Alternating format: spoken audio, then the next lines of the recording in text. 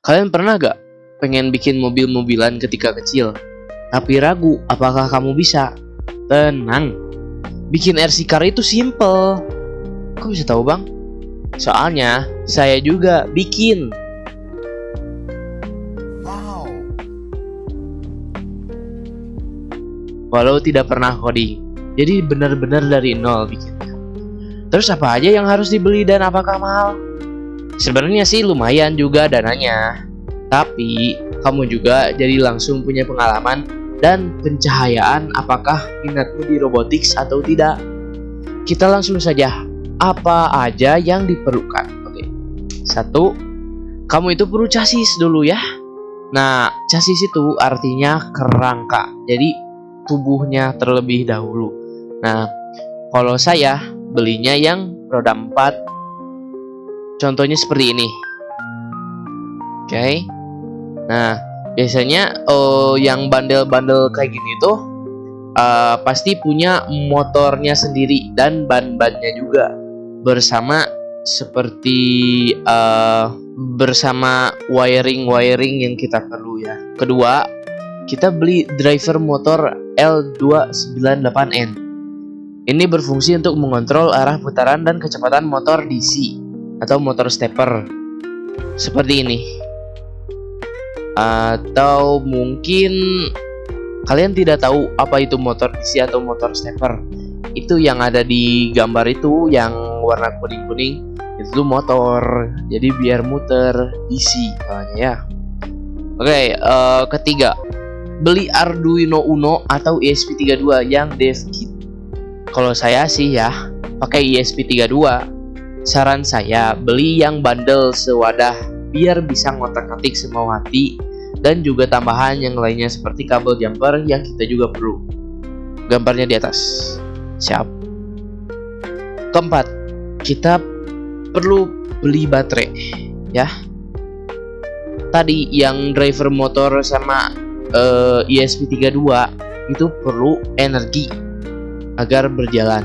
Kalau saya cuman punya 1 baterai sama 1 power bank untuk ESP-nya. Tapi kalau kalian mau, kalian bisa beli 2 baterai untuk ESP dan L298N nya. Jangan lupa kabel-kabelnya yang mungkin perlu untuk baterainya. Contohnya yang saya pakai itu kabel soket yang male sama female. Dua gambar di atas. Terus, bang, cara masang-masangnya gimana? Nih, saya agak bisa kasih contoh ya, maaf. Yang sendiri soalnya sudah jadi, tapi kalian bisa lihat yang orang lain. Ku taruh di deskripsi untuk ditonton ya. Oke bang, gak apa-apa. Sekarang aku lihat yang video tadi udah kepasang nih. Ya terus codingnya gimana? Apakah bakal sama? Tidak juga. Soalnya video itu udah lama. Jadi sekarang kita pakai versi ESP32 terbaru sama Arduino IDE yang terbaru juga. Nah, kalian pasti ngomongnya, tapi aku gak tahu coding. Tenang, saya juga gak bisa pastinya mah. Makanya sekarang kita bisa pakai AI untuk coding atau istilahnya vibe codingnya. Bagi kalian yang anti banget coding pakai AI, gak apa-apa, tinggal belajar saja coding sampai kalian bisa sendiri, itu juga bagus. Tapi ini bagi kalian yang punya waktu, tapi waktunya nggak cukup untuk belajar coding, udah sini aja. Yang penting kita menggunakan AI secara bijak dan dengan alasan pendidikan juga. Tapi jangan juga kalian sombong ya, bisa ini, bisa itu, padahal pakai AI. That is not flexing bro. Oke, kembali lagi ke topiknya. Kita tuh perlu software. Nah, software ini namanya Arduino IDE. Nah, ini harus unduh yang versi terbaru biar kita bisa nge-coding terus nge-upload ke ESP32-nya. Terus di-uploadnya gimana, Bang? Nah, caranya itu dengan kayak casan gitu. Tapi ini mah yang bisa ngasih data, yang bisa nge-upload dan segala rupa. Nah, jika komputernya tidak mendeteksi ESP32, berarti harus nge-install driver sebutin yang CP210X atau CH340. Nanti saya akan kasih linknya di deskripsi ya. Langkah 2, setting dulu Arduino IDE-nya agar kenal ESP32. Kenapa harus disetting dulu? Ya kan ini tuh udah ada kelihatan gitu. Ini untuk sebenarnya untuk Arduino ya, Arduino Uno dan segala rupa gitu secara default. Nah, kita tuh perlu ngasih dia file preferences. Nah, ini tuh nanti kita bakal masukin ke Arduino IDE-nya. Aku kasih contoh. Begini tampilan Arduino IDE bagi kalian yang sudah mendownload versi terbarunya.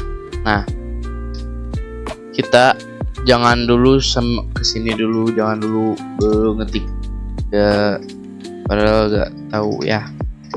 Kita harus ke file dulu, ke preferences, terus nanti di deskripsi saya akan tulis additional boards manager-nya, nanti saya akan kasih di deskripsi. Tinggal salin ke sini, salin, oke. Nah, sudah ya. Sesudah ESP-nya dapat dipasangkan dan didetek sama komputernya, kita briefing dulu apakah ESP-nya bekerja, apakah Arduino IDE-nya juga bekerja. Kadang ada salah dikit ya, kita harus benerin. Saya akan memperlihatkan contoh di depan saya. Ini contoh prompt yang bisa Anda gunakan untuk briefing atau ngetes. Jangan lupa ini itu cuman untuk tes ya, sama harus juga tahu caranya. Nanti sama saya diliatin berikut. Oke, sudah masuk ke Gemini-nya, kita tinggal kasih perintah seperti ini yang nanti saya akan juga tulis di deskripsi agar bisa di copy paste oleh kalian.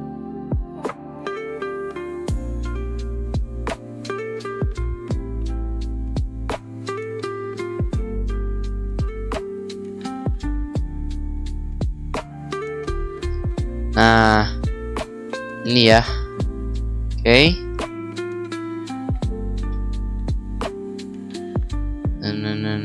Nah, oke. Kita tinggal copy kode, baca dulu ini. Ya, baca. Terus kita ke Arduino IDE. Kita select board dulu ya, select board dulu. COM1 itu yang ada di laptop atau komputer kalian, jadi ini bukan apa-apa. Nah, baru ini COM3 ini tuh ESP kalian. Kita milihnya tadi kita lihat lagi, misalnya doit ESP dev1. Nah, itu saja dulu doit. Nah, ini ada ini cuman untuk tes, Oke. Nah, yang di atas ini kita cuman Ctrl A terus timpa di atasnya, set. Nah, sekarang kita tinggal upload. Nah, upload gini. Kadang kalau emang ada yang salah, ini pasti ada error, tinggal ditanya ke Gemini ya. Kita tunggu saja. Sesudah ini kalian bisa ngecek ESP Anda apakah itu berkedip atau tidak. Nah, yang saya di sini sudah berkedip ya, berarti sudah berhasil. Bagi kalian yang tidak berhasil, coba cek dulu. Oke, jika ada masalah, kalian bisa lihat deskripsi ya. Itu semua harusnya semua masalah bisa diselesaikan di situ. Mau itu ada error, nggak terdeteksi, atau nggak ada file, nanti ada di bawah ya.